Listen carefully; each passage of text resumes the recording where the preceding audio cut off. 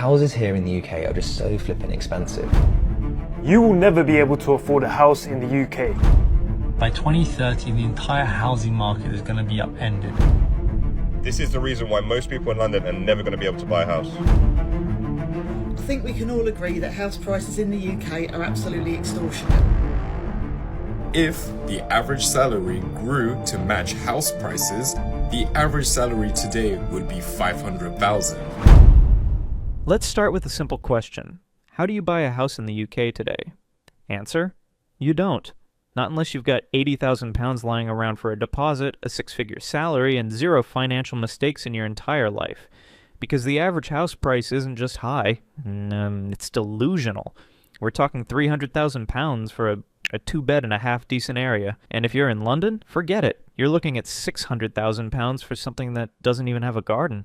Meanwhile, the average salary, £33,000 a year, before tax. So unless you're living off protein shakes and sleeping in your car, there's no way you're saving enough to get in. And even if you somehow scrape together a deposit, mortgage rates are brutal. 5%, 6%, sometimes more, which means your monthly payments feel like rent with extra paperwork. And if you miss one, good luck. We're going to look at what this actually means. Real people, real numbers, real frustration. Because this isn't just about property. It's about how the idea of owning a home has turned into a fantasy. Something you scroll past on Rightmove and laugh at. This isn't a housing market. It's a gatekeeping machine. And most people, they're locked out. Let's take a look. Let's take a look at what £2.3 million can get you in South East London. I'd rather ride the devil's foreskin around the galaxy, take on that purple bastard Thanos, not Barney, than pay £2.3 million in this godforsaken Babylon for a house that still has neighbours. But that's just me. Running out of time, by 2030, the entire housing market is going to be upended. We won't be able to afford any housing, and the reason being is that we're seeing a flood of capital from foreign investors buying up what we call SFR, single family rent. Angela Rayner has an ambition to build 1.5 million homes. She's not going to achieve that. And if any homes that she does build will be through the assistance of foreign private equity. And that's going to come with all sorts of conditions, my friend. That housing is not going to be for you. It's not going to be for me. It's not going to be for residents of the UK. That housing is going to be gobbled up by foreign pension funds, foreign private equity.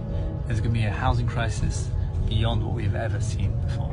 You will never be able to afford a house in the UK. And here's why. So the average house price in the UK is just under £300,000 and it will hit 300k by 2025. And it doesn't seem like a lot, right? But if you're living in a city, you can expect it to be double, around 600k. Now the average UK salary is around £35,000 per year, which after tax is around 27,000. Obviously you have your expenses such as food, transport, rent, going out. At best, maybe you could save half of this money if you're living with your parents. So let's say you save £13,500 a year. With this amount of money, it will take you 22 years of saving to be able to buy a home outright. By then, prices would have likely skyrocketed. So you're probably thinking you can get a mortgage, right? Well, you're wrong. Even if you saved enough money for the deposit, no bank would ever lend you the money for a mortgage on the average UK salary. To get a mortgage on a UK home that costs 300k, you would need to be earning £66,000 to £75,000 a year for them to even consider you. Not to mention you won't even own your home and it will take you about 30 years to pay off. That's the sad reality. Anyway, let me know what you think in the comments. Did you know that the UK actually solved its housing crisis once and then decades later completely undid all the progress, and here's why. And Britain basically went from overcrowded slums to millions of affordable homes and then back again due to one single policy. And back in 1914, roughly 90% of Brits rented, and they rented in unsanitary slums, but that all changed after World War I. And the country basically promised homes for these returning heroes, and the country built roughly over 1 million homes between 1919 to 1938. And things got better after World War II when the Labour government declared that these homes were not only available to the poor but also to everybody, and public housing was seen as aspirational and not just a last resort. You see, public housing gave people a safety net to be able to save and eventually buy their own home, and by the 1970s roughly 50% of Brits owned their own house. However, everything changed in 1979 when a right to buy scheme allowed these tenants to buy these public housing homes at a massive discount. This program was widely popular with over 2 million homes being sold, but the problem here is that Britain never replaced these, and one of the stipulations regulations is that the local council was banned from replacing these homes. And this meant that new homes are no longer being built at the same speed, and private renting became the second most common type of housing. And housing prices today are roughly 8 to 9 times the average income, and Brits pay on average 38% of their salary into rent. This means that buying a house is pretty much unaffordable for the average Brit. Let's talk about deposits. Because before you even think about buying a house, you've got to survive the deposit stage. And it's brutal.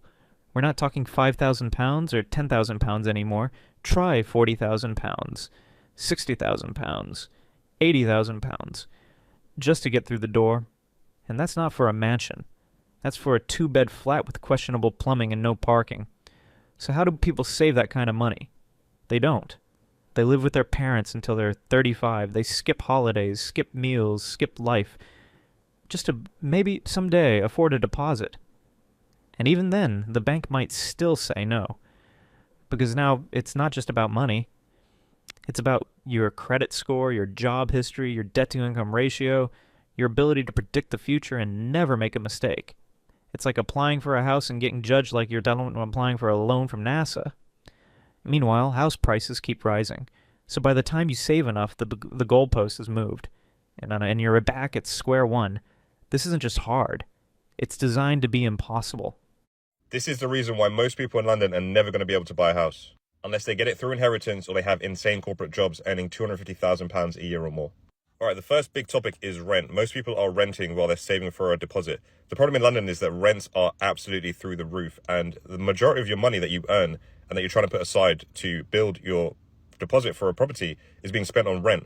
So if you're spending that much money on rent, you don't have enough surplus to then start stacking and afford a deposit for a house. So you're in a cycle of just paying your rent, having to live somewhere, paying your rent, and then not being able to save for a deposit. And it just lengthens the time and the age at which you're able to buy a property, and just makes things really, really, really hard.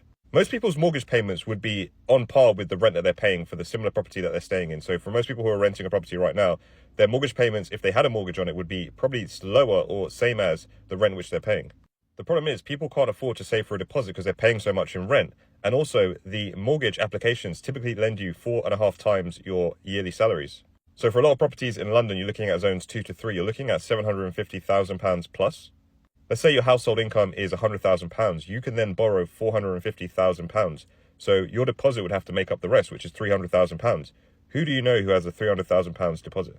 So this is fundamentally the massive problem when it comes to living in London and buying property in London. It's just very, very difficult for anyone to get on the ladder. And then once you do, all of your savings have been depleted to go into a house. And in my opinion, I like to have investments. I like to have things that do go up in value aside from property. And you just have no more exposure to stock market, crypto, or any other hustles you got going on. So all of your money's tied up in your house. And essentially you are house rich, but cash poor. And for me personally, that's never a situation that I want to be in because it's just not favorable. But let me know, do you agree with my points? What are your thoughts on the housing market in London? Do you think it can be helped or solved in any way?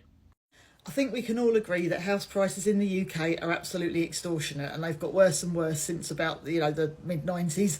Now, one thing that used to really annoy me when I was in my 20s, when I was trying to save, and people would say, well, I don't know why you just can't get a place because your parents did it, but our parents lived in a different world to what we live in now. Now, I'm not saying our parents had it easy by any stretch of the imagination. I don't think any generation has had it easy per se. But remember, it was only three to four times your yearly salary, a mortgage, right? You could buy a decent house with that, salary. Now, to get a one-bedroom flat, you're talking about 10 times. You earn 30 grand a year, you're probably going to have to pay £300,000 for a place, especially surrounding areas of London.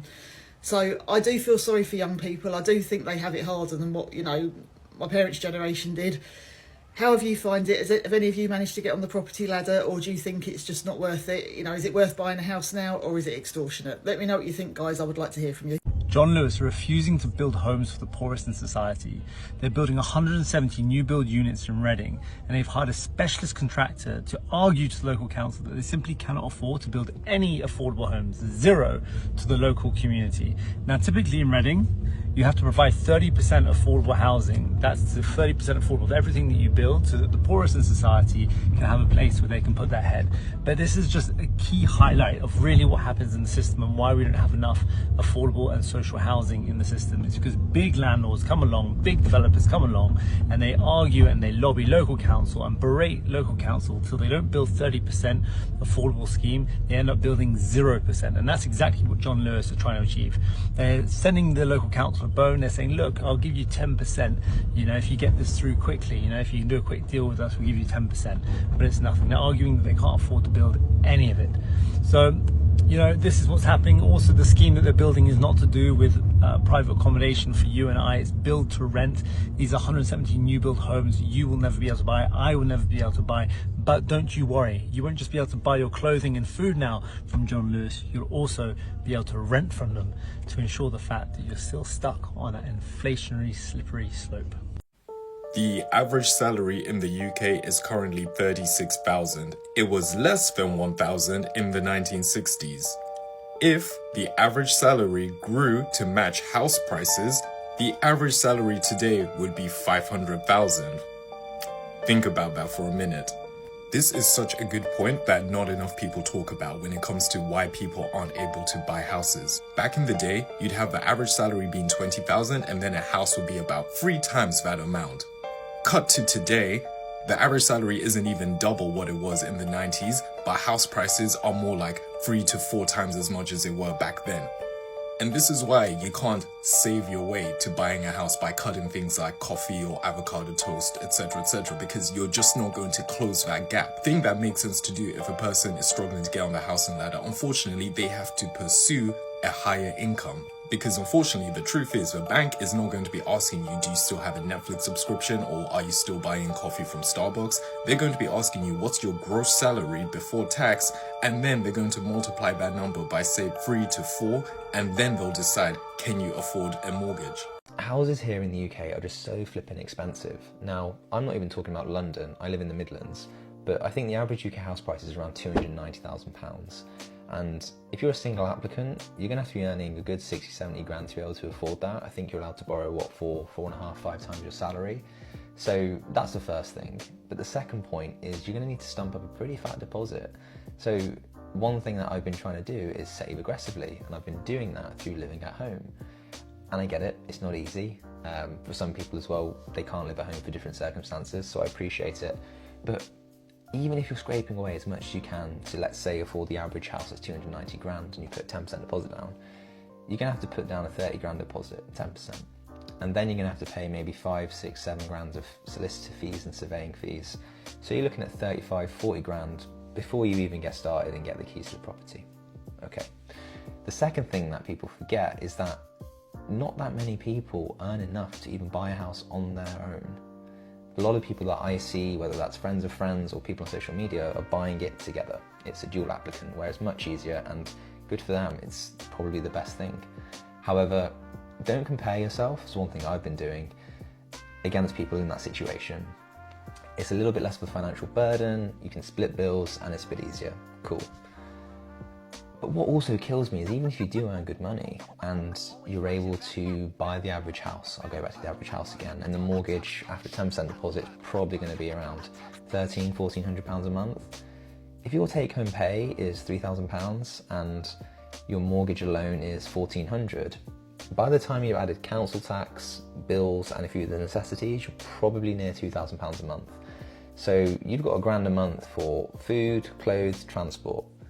What I'm trying to say is even if you earn a good salary here in the UK, it doesn't really go a very long way when it comes to purchasing a house.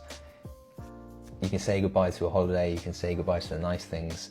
It's a really big commitment that I think, even from talking to people or seeing online, even if you have the money to buy a house now, a lot more people are just choosing to stay at home or move back in with their parents after renting. You know, I rented for a few years in London and it's just chaos. I don't know how people do it. However, I'm still going to try. I'm still going to keep grinding, still going to try and keep earning money. At the end of the day, the situation's not going to change overnight. If I want a house, I'm going to have to up my salary, up my income, get more income streams.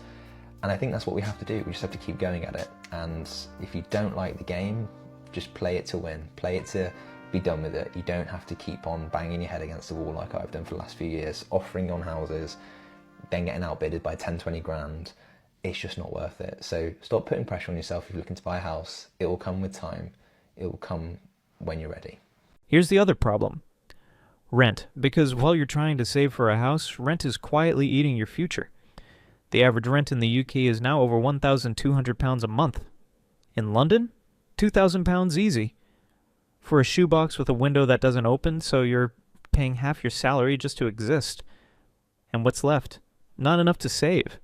Not enough to invest. Not enough to even pretend you're getting ahead. It's like trying to fill a bucket with a hole in it. You work, you earn, you pay rent, and somehow you're still stuck. And landlords, they raise prices every year like it's a game. No caps, no rules, just vibes. Meanwhile, the government talks about affordable housing, which apparently means £300,000 homes that no one can afford. So yeah, rent isn't just expensive, it's the trap that keeps you out of ownership. And the longer you rent, the harder it gets to leave. It's not just a housing crisis. It's a system that rewards landlords and punishes everyone else. I think we as people and we as a society, we're too compliant and complacent about what's happening right now. With inflation, with the rental market, housing crisis, rising gas prices, rising everything, insurance, especially how it's affecting younger people. I think we're just way too relaxed about what's going on. Everyone is saying if you're young, leave the UK, move to Thailand, do this, do that. There's a creator that I'm going to tag. Go watch her videos. Her content is really good and relatable for young people living in the UK, pertaining to people that are getting their degrees, PhDs, whatever, and being, becoming a grown-ass adult, moving to London, getting a London salary and still being forced to house share. Not even a choice, but you're being forced to house share because you can't even afford to get your own place. And as someone that's from the West Midlands, just know that they're trying to do this in all the major cities where there's just not enough space. They're trying to make it so everyone is house sharing, everyone's living in a HMO. And these landlords that are owning these HMOs just know they're greedy because they see people that obviously come from a low socioeconomic background, people that are desperate, and they will just cramp them all in houses. And I really do feel like it's giving Hunger Games. I feel like the divide of wealth between the ultra rich and regular normal people, even middle class people, they're really starting to feel it. They are the ones even struggling the most. At least we've learned to be frugal and live that sort of lifestyle. It's hitting middle class people the worst because they're the ones that's got their mortgage, the expensive cars, and now they're drowning. They're drowning in debt. They're losing their jobs. All these tech companies letting them go. But anyways, I digress. It's giving Hunger Games because I know that they're gonna cramp all the poor people. And we're all going to be in slums and ghettos, and the ultra wealthy are going to be in mansions and yachts and all these things, watching us eating rats to survive. And I don't even think that's an exaggeration. Everything is just going to go up and up and up until they come in with a solution, which is going to be the Great Reset, and they're going to just flip in. We're not going to be in control of anything. All of our finances done out, everything. We're going to have to rely on them, literally Hunger Games. How bad does it have to get? How bad do things have to escalate before we decide to have a revolution? Because this is not something I believe that's going to get bad. That's why everyone's trying to leave the UK, but I kind of feel bad for them places that we're going to, for example, Thailand, Vietnam, these places that are known for being cheap. But they're no longer going to be cheap because we have privileged Westerners gentrifying those places and making it expensive for the locals. So it's we're taking one problem and bringing it to these places. We're bringing it to the East. And not to say that we're not allowed to move. I'm personally someone that wants to leave the UK as soon as possible, but it's kind of a peak situation worldwide, and it kind of makes you think this is late stage capitalism at the end of the day. This is just all late. This is the effects of late stage capitalism, and everything is going to go up and up and up and get so bad to the point it's going to need a great reset. But when is it going to take the people to realize we shouldn't necessarily have to pay for things that ensure our survival? Because what the hell? What's going to happen when, Tesco's is fully stocked, but people are literally starving outside because we can't afford food? Are we going to have a revolt and be okay, we're going to raid Tesco's? Or, is it going to turn into the purge? What is going to happen? Because deep it, people are already cutting out so many luxuries and privileges out their lives. And, we're all feeling the inflation, but I feel no one's really talking about it. We're still shopping, we're still going out to eat and stuff, but we don't actually deep how bad it's getting, regardless. I think it's going to get to a point no one's going to be able to do nothing. No one's going to be able to have fun. Everyone's just going to be depressed. But I'm ready to revolt when you guys are. Go check out this creator anyways. She's the one that sparked the idea for this video. I think they're going to try normalising house shares and stuff. And I know London is notorious for being expensive, but I really do feel like they're going to try to push this across the UK, starting with major cities. And I feel like this whole idea of moving to north or moving to places like with like sparser populations, like that's not really going to work if you're a POC and like if you don't drive and like you're trying to move a whole, family and So after everything we've looked at, the prices, the rent traps, the mortgage rejections, the impossible deposits, it's pretty clear buying a house in the UK isn't just hard, it's borderline impossible. And not in a poetic dream big kind of way, in a literal, mathematical, cold reality kind of way. The numbers don't work, the system doesn't bend, and the people trying to get in, they're stuck. Not because they're lazy, not because they're bad with money, but because the entire structure is built to keep them out. Let's start with the basics. The average house price in the UK is now over £285,000. In London, it's closer to £600,000. That's not for a mansion. That's for a 2-bed flat with questionable plumbing and maybe a balcony if you're lucky. And the average salary? Around £33,000 a year. So even if you save religiously, cut every corner, skip every holiday, and live like a monk, you're still looking at years just to scrape together a deposit. And by the time you do, the prices have gone up again. It's like chasing a train that keeps speeding up every time you get close, and the deposit is just the first punch. You need £40,000, £60,000, sometimes £80,000 just to get through the door. And that's assuming you have zero debt, perfect credit, and a stable job. Miss one box? You're out. The bank says no. The mortgage broker shrugs. And you're back to renting, back to paying someone else's mortgage while your own future slips further away. Rent is the trap that keeps you out. The average rent in the UK is now over £1,200 a month. In London, it's £2,000 for a shoebox with a window that doesn't open, so you're paying half your salary just to exist. And what's left? Not enough to save, not enough to invest, not enough to even pretend you're getting ahead. It's like trying to fill a bucket with a hole in it. You work, you earn, you pay rent, and somehow you're still stuck. And landlords? They raise prices every year like it's a sport. No caps, no rules, just vibes. Meanwhile, the government talks about affordable housing, which apparently means £300,000 homes that no one can afford. They roll out schemes with fancy names like Help to Buy or Shared Ownership, but they're just band-aids on a broken leg. They don't fix the core issue. That housing in the UK is no longer about shelter. It's about profit. It's about investment. It's about turning homes into assets and people into tenants for life. And let's talk about mortgages, because even if you somehow get the deposit, the monthly payments are brutal. Interest rates have climbed 5%, 6%, sometimes more. So your monthly bill feels like rent with extra paperwork. And if you miss one, good luck. The system doesn't forgive. It doesn't care. It just moves on. So what does this mean for everyday people? It means they're stuck in a loop, renting forever, saving slowly, watching prices rise faster than their bank balance. It means couples delaying kids, families crammed into flats, young people giving up on the idea of ownership entirely. It means the dream of buying a home, the thing that used to be a milestone, now feels like a fantasy. And the worst part? It didn't have to be this way. The system didn't break on its own. It was pushed by policy decisions, by deregulation, by a government that treats housing like a market instead of a human right. They let developers build luxury flats no one lives in. They let landlords hike rent unchecked. They let wages stagnate while house prices exploded.